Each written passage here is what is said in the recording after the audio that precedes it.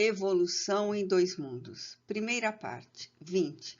Corpo espiritual e religiões. Responsabilidade e consciência. À medida que a responsabilidade se lhe apossou do espírito, iluminou-se a consciência do homem. A centelha da razão convertera-se em chama divina. A inteligência humana entendeu a grandeza do universo e compreendeu a própria humildade, reconhecendo em suas entranhas a ideia inalienável de Deus.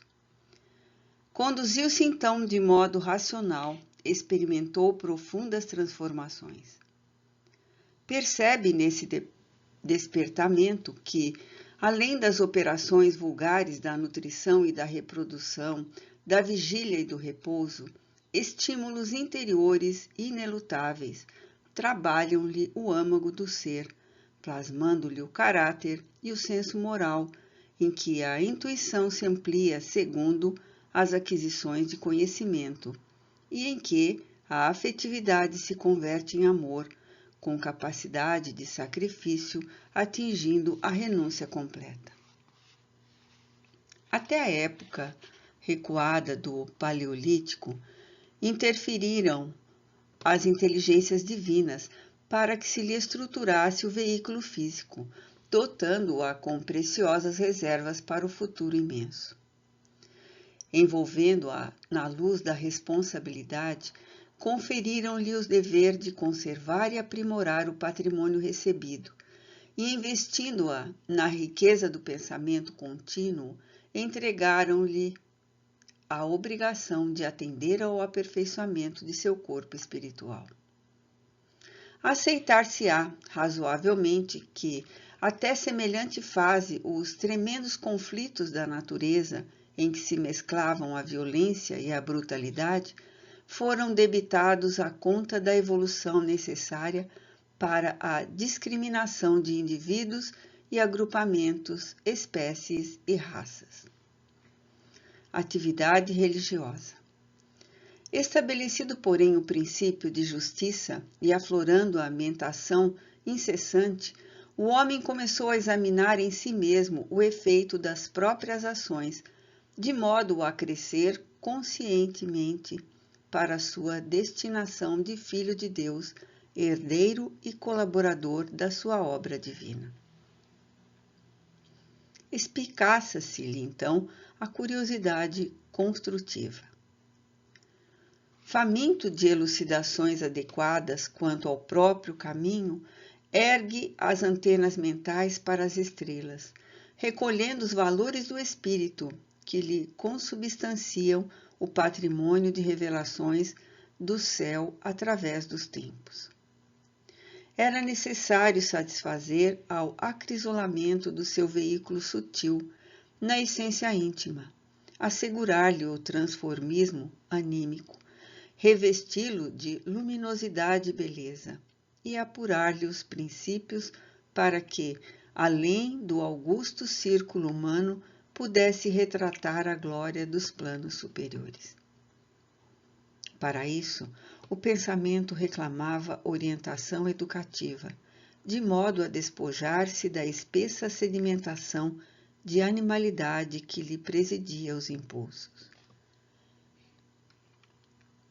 Exigia-se-lhe a depuração da atmosfera vital, imprescindível à assimilação da influência divina.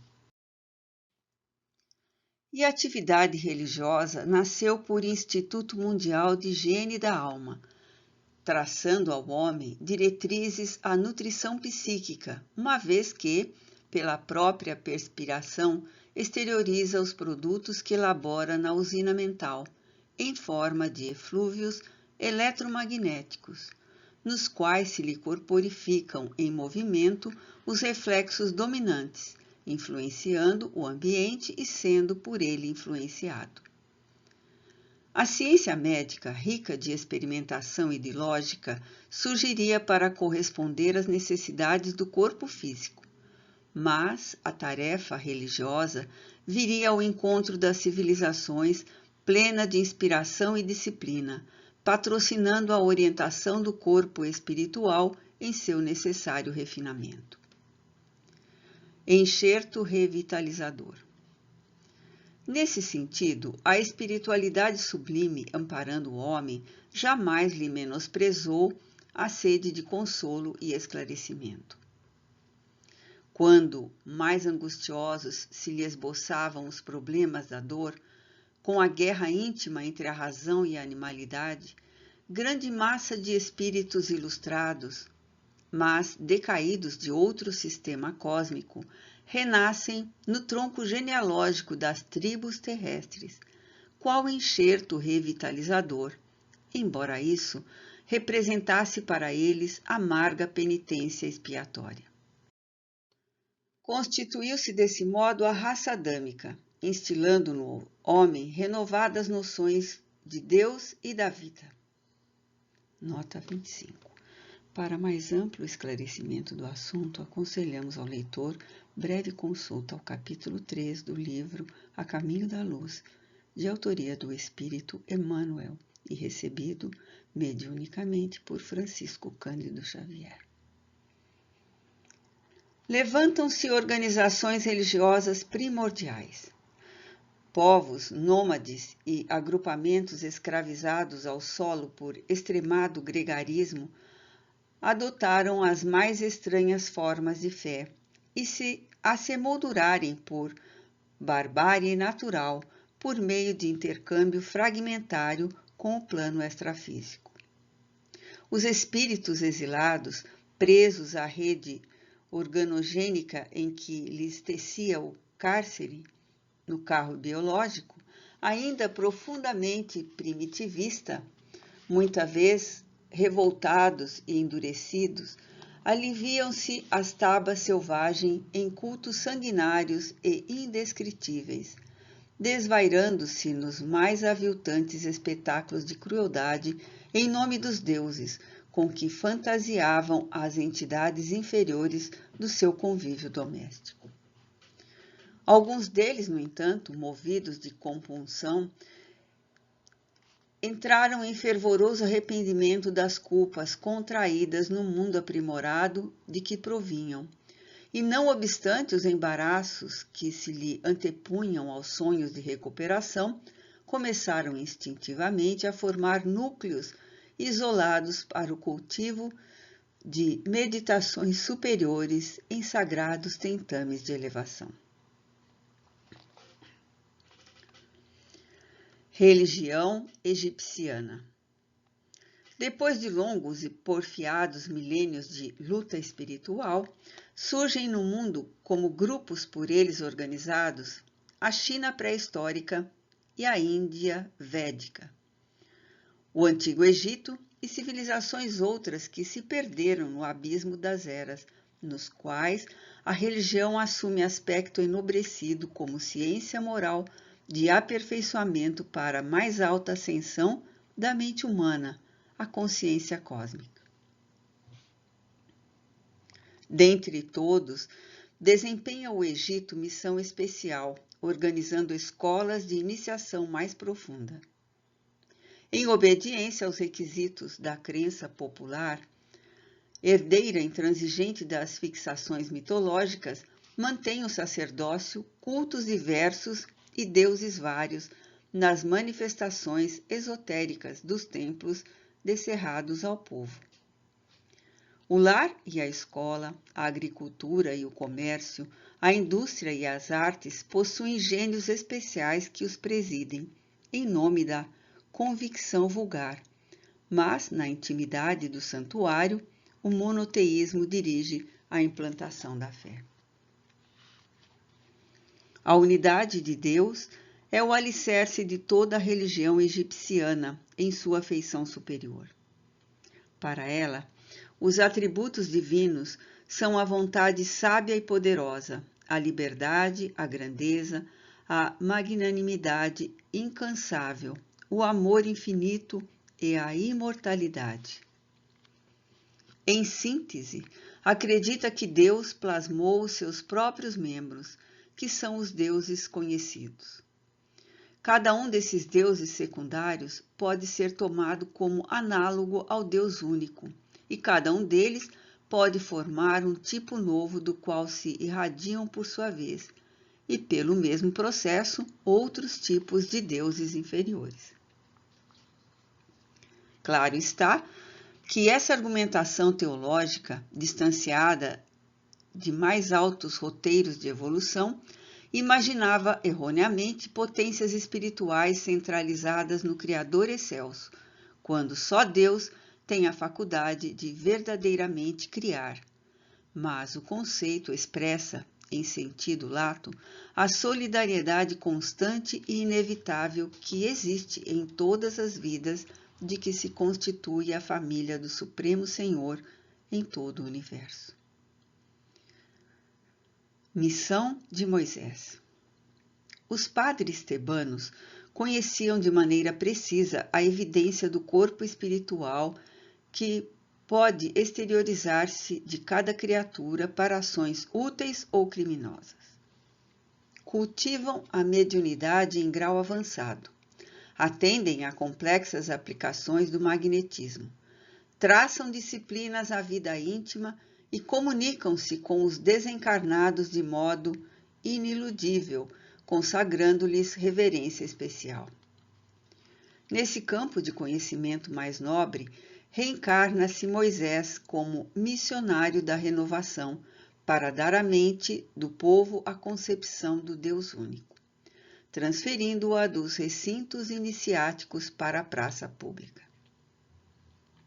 Entretanto, porque a evolução dos princípios religiosos implica sempre levantamento dos costumes com a elevação da alma, o desbravador enfrenta batalhas terríveis do pensamento, acomodado aos circuitos da tradição, em que as classes se exploram mutuamente, agravando assim os próprios compromissos para afinal receber os fundamentos da lei no Sinai.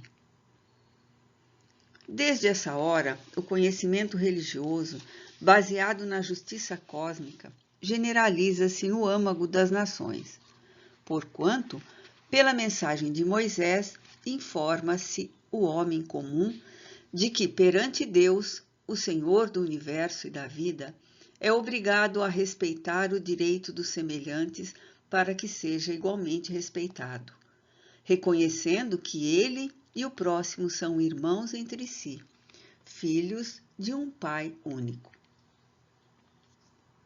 A religião passa, desse modo, a atuar em sentido direto no acrisolamento do corpo espiritual para a vida maior, por meio da educação dos hábitos humanos a se depurarem no cadinho dos séculos, preparando a chegada do Cristo, o governador espiritual da Terra. As ideias da justiça e da solidariedade, dos deveres coletivos e individuais com a higiene do corpo e da mente atingem ampla divulgação. Os 10 Mandamentos. Os 10 Mandamentos recebidos mediunicamente pelo profeta brilham ainda hoje por alicerce de luz na edificação do direito dentro da ordem social. A palavra da esfera superior gravava a lei de causa e efeito para o homem, advertindo-o solenemente. Consagra amor supremo ao Pai de bondade eterna, nele reconhecendo a tua divina origem. Precata-te contra os enganos do antropomorfismo, porque padronizar os atributos divinos absolutos pelos acanhados atributos humanos é cair em perigosas armadilhas da vaidade e do orgulho. Abstente de envolver o julgamento divino na estreiteza de teus julgamentos. Recorda o impositivo da meditação em teu favor e em benefício daqueles que te atendem na esfera de trabalho, para que possa assimilar com segurança os valores da experiência. Lembra-te de que a dívida para com os teus pais terrestres é sempre insolvável por sua natureza sublime. Responsabilizar-te-ás pelas vidas que deliberadamente extinguires. Foge de obscurecer ou conturbar o sentimento alheio, porque o cálculo delituoso emite ondas de força desorientada que voltarão sobre ti mesmo. Evita a apropriação indébita para que não agraves as próprias dívidas. Desterra de teus lábios toda palavra dolorosa, a fim de que se não transforme um dia em tropeço para os teus pés. Acautela-te contra a inveja e o despeito, a inconformação e o ciúme, aprendendo a conquistar alegria e tranquilidade ao preço do esforço próprio, porque os teus pensamentos te precedem os passos, plasmando-te hoje o caminho de amanhã. Jesus e a religião. Com Jesus, no entanto, a religião como sistema educativo alcança eminência inimaginável. Nem templos de pedra, nem rituais, nem hierarquias efêmeras, nem avanço ao poder humano. O mestre desaferrou-lhe as arcas do conhecimento enobrecido e distribui-lhes os tesouros. Dirige-se aos homens simples de coração, curvados para a gleba do sofrimento, e ergue-lhes a cabeça trêmula para o céu. Aproxima-se de quantos desconhecem a sublimidade dos próprios destinos e assopra-lhes a verdade, vazada em amor, para que o sol da esperança lhes renasça no ser. Abraça os deserdados e fala-lhes da providência infinita. Reúne em torno de sua glória, que a humildade escondia, os velhos e os doentes, os cansados e os tristes, os pobres e os oprimidos, as mães sofredoras e as crianças abandonadas, e entrega-lhes as bem-aventuranças celestes. Ensina que a felicidade não pode nascer das posses efêmeras que se transferem de mão em mão, e sim da caridade e do entendimento, da modéstia e do trabalho, da tolerância e do perdão. Afirma-lhes que a casa de Deus está constituída por muitas moradas, nos mundos que enxameiam o firmamento, e que o homem deve nascer de novo para progredir na direção da sabedoria divina. Proclama que a morte não existe e que a criação é beleza e segurança, alegria e vitória em plena imortalidade.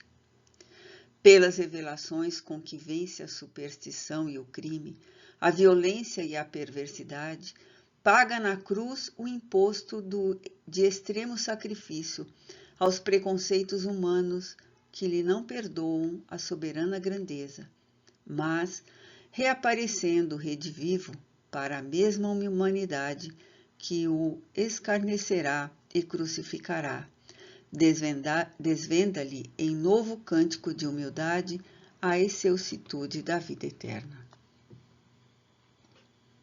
Revivências do cristianismo.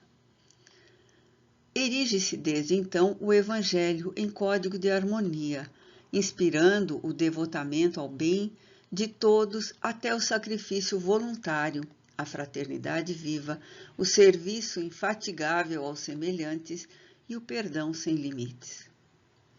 Iniciam-se em todo o orbe imensas alterações. A crueldade metódica cede lugar à compaixão. Os troféus sanguinolentos da guerra desertam dos santuários. A escravidão de homens livres é sacudida nos fundamentos para que se anule de vez. Levanta-se a mulher da condição de alimária para a dignidade humana. A filosofia e a ciência admitem a caridade no governo dos povos. O ideal da solidariedade pura começa a fulgir sobre a fronte do mundo. Moisés instalara o princípio da justiça, coordenando a vida e influenciando-a de fora para dentro. Jesus inaugurou na terra o princípio do amor a exteriorizar-se do coração de dentro para fora, traçando-lhe a rota para Deus. E eis que o cristianismo grandioso e simples, ressurge agora no Espiritismo, induzindo-nos à sublimação da vida íntima, para que nossa alma se liberte da sombra que a densifica, encaminhando-se renovada para as culminâncias da luz. Pedro Leopoldo, 13 de abril de 1958.